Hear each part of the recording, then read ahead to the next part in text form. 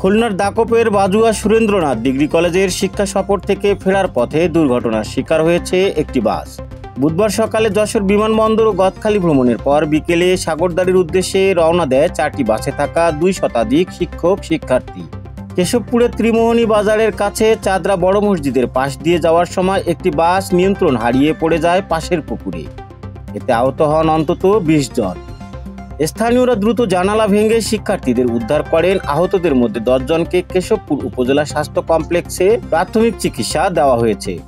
College কর্তৃপক্ষ জানায়, আহতদের মাথা, হাত, পা ও শরীরের বিভিন্ন অংশে আঘাত লেগেছে। অন্যদিকে পুলিশ জানায়, অতিরিক্ত গতি বা চালকের অসতর্কতাই দুর্ঘটনার কারণ হতে পারে। বিষয়টি তদন্ত করা হচ্ছে। চিকিৎসা শেষে অন্য 3টি বাসে শিক্ষক শিক্ষার্থীরা সন্ধ্যায় দাকপের উদ্দেশ্যে রওনা দেন। জাকির হোসেনের তথ্য, ভিডিও চিত্রে নিউজ ডেস্ক, রাত দিন নিউজ।